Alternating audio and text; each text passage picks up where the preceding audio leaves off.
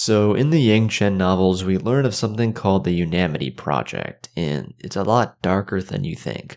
So, diving into it, as a result of the diplomatic blunder known as the Platinum Affair, international trade between the Earth Kingdom, Fire Nation, and Water Tribes had been restricted to the cities of Bin Air, Jandari, Portuga, and Taku.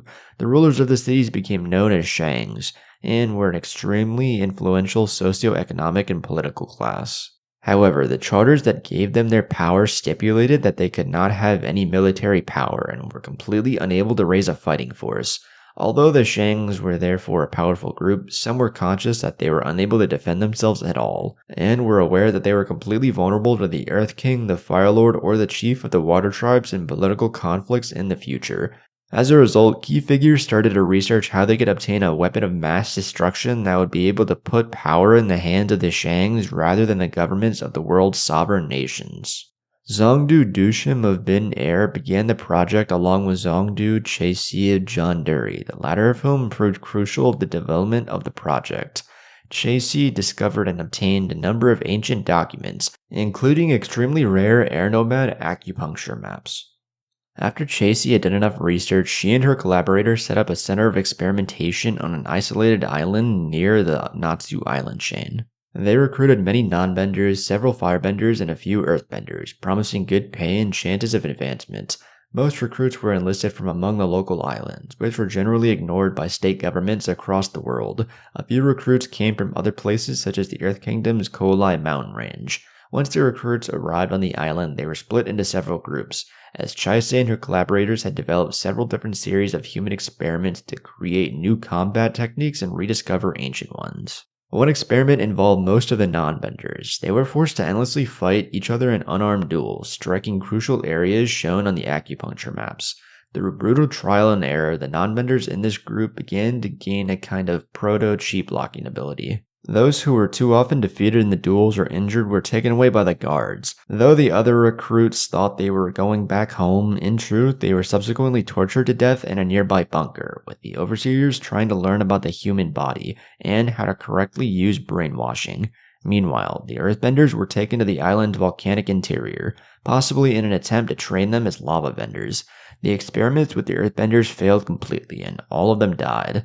Another experiment involved a randomly selected collection of recruits who were subjected to something euphemistically termed herbalism, involving strange flowers and bushes. The trainees of this experiment also died. Finally, there was an experiment solely involving firebenders. Among other steps, this operation forced the firebenders to spend long periods underwater. There they were supposed to firebend, but not produce flames but great pressure in a single burst. Ultimately, the firebenders were put into chains and forced to stay in the water until they either drowned or were able to use the mental pressure technique, otherwise known as combustion bending. And yeah, this is how this was created. But only 3 known firebending trainees, Ying Su, Zhao Yun, and Thapa, developed full-scale combustion bending. When Avatar Yang Chen later looked to her past lives, none of the memories contained anything like the power she had seen, meaning that this was possibly a completely new form of bending. Ying Su, Zhao Yun, and Thapa were eventually subjected to brainwashing, and then relocated to Janduri. With them gone and the other recruits mostly dead, the project overseers increasingly recruited young replacements, including children who were about 12 years old. It's unclear how many people were recruited for this experiment overall though, but just one camp on the island was large enough to host at least 100 people at the same time. The successful combustion benders practiced their abilities on Shimsum Big Island, just outside the Shang city of Port Tukok. They had a large target range set for them, and their bending caused a lot of evenly spaced out depressions in the area. The bright lights and noise attracted the attention of the Order of the White Lotus, though they speculated that the problem was likely spiritual in nature. Leading Shangs of several cities knew of unanimity, but they were not sure what it was exactly, with many doubting it actually existed. When Zongdu Henshi later partially revealed Unamity's project's existence in Bin Air, Chasey quickly ordered the experiments on the secret island shut down. All remaining trainees were abandoned by the personal project. With no more supply ships incoming and no adequate food sources on the island, the about 24 recruits quickly focused on their own survival. The adult trainees took all fruits they could find and tried to escape using a few rotting longboats, refusing to take the child recruits with them due to an alleged lack of space. Soon after, a large storm hit the region, and the adult escapees probably all drowned. On the island, the remaining children died one by one, until there were only 2 left. a firebender named Raite who had begun to develop combustion bending skills, and a non-bender, Hasten, who had developed a rough chi blocking technique. The combustion benders were moved from Port Tukok in Zhongduri, where they would be under the secure control of Zhongdu Chasi. Around the same time, Avatar Yang Chen made her first official visit to Bin Air. While meeting with the Shangs, she revealed that she knew that they had violated the terms of their charter by failing to limit the flow of traffic, and said that she would expose this to Earth King Fei Shan unless they made other charitable reforms to remedy the obscene divide between rich and poor in the city. Not wanting to give up any of their wealth, the Shangs panicked that the Earth King would raze the city to the ground. Instead, Zongdu Henshi spoke of the Unanimity Project, and promised that he would get Chasi to implement it in Bin Air. Yang Chen was personally spying on the meeting, and learned of the project and its existence. Meanwhile, Henshi entrusted the Earth Sage Xidao with delivering the message that unanimity was needed in Bin Air. After he arrived in Zhongduri, Chasi had Xidao killed for his potential leak of unanimity to the Avatar, who he was advising. She sent a curt reply to Henshi via Dragonhawk, simply saying no. Henshi personally traveled to Zhongduri and threatened to have the Fire Lord remove Chasi from her position unless she agreed to send unanimity to Bin Air. While she did agree, Henshi knew she was bluffing and planned to use his personal spy within Zhongduri, Kilian, to retrieve the project for him. Meanwhile, Yang Chen and her new informant and companion, Kavik, went to Zhongduri in order to investigate the Unanimity Project.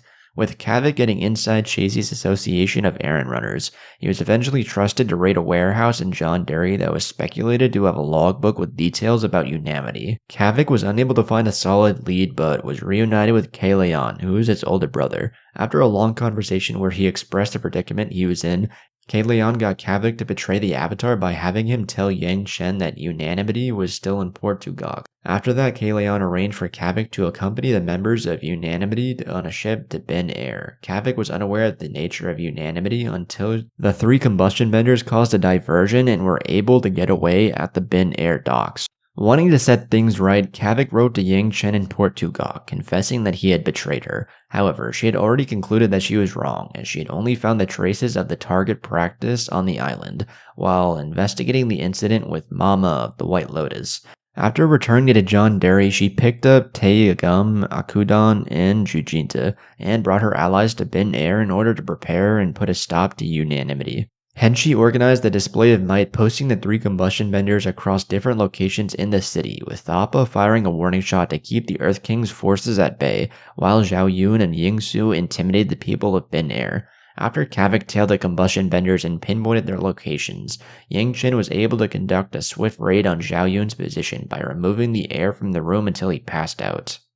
In the meantime, Thappa had begun a powerful display, though tensions erupted between him and his employer as he bargained for a much bigger rate than he was getting, as it was the combustion benders who truly controlled Bin Air and not the Shangs. In response, Henshi directed Thappa to destroy the Water Tribe quarter, but just as he was about to do so, he felt dizzy as Yang Chen had arrived, using the same technique on him as she had used to take down Zhao Yun. After her allies dragged away the perpetrators, they moved on to Yingsu, who was able to combustion bend the fastest out of the three. Tipped off that something had happened, she moved to the Gathering Hall, a secondary fallback location. Kavik found himself in the immediate range of Yingsu, and Yang Chen was deeply concerned. Just then, Taeyagum arrived with a bow and arrow for Jujinta. Yang Chen leapt forward in order to confront Yingsu and sprinted clear of the oncoming blast. This gave Jujinta the opportunity to make his shot, striking Yingsu in the collarbone. Yang Chen ended up healing her instead of removing the air from the room though, apprehending her as well. The Shangs stayed out of sight in Bin Air after the incident, as if they were shamed by the extra attention upon the city. Monks from the Northern Air Temple arrived, tending to the city with alms and blessings. After the incident, Yang Chen met with the Earth King and to report on the situation, warning him against marching into Bin Air with his army. She told him that the disaster had been a spiritual incident, with Bin Air falling out of balance due to its greed. Noting that the Earth King had allowed the Shangs to become as corrupt as they were, Yang Chen petitioned for the administration of Bin Air, promising she could ease the burden of its residents while increasing the Earth King's revenue.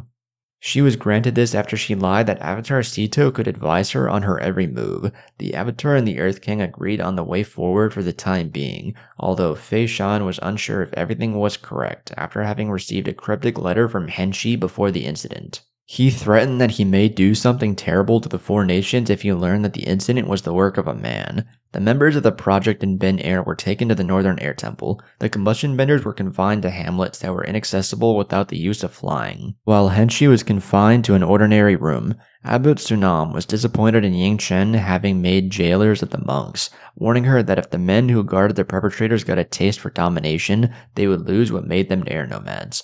The combustion benders were unwilling to give away too much information, and Henshi could only offer that which Yang Chen already knew. Covering up the incident also meant she couldn't act against Chasey, the chief mastermind of the project. Unanimity will also risk being exposed to the world, with Chief Oyaluk of the Northern Water Tribe sending one of his Thin Claws into Ben Air, having him follow Kavik. However, the Thin Claw was apprehended by Ionurnik of the Order of the White Lotus. Overall though, that's just like the base history of the project itself, but after explaining it to you, it shows how dark and fucking just evil it truly was. Especially since it ended with the deaths of countless people, which included non-benders, benders, and even fucking children. All just for the sake of power. So we kind of have an idea of how Plea and Combustion Man eventually became combustion benders, and it was most likely through torture and this method of training. But if you enjoyed the video, then be sure to leave a like, comment, and subscribe, and I will catch you in the next one. Peace.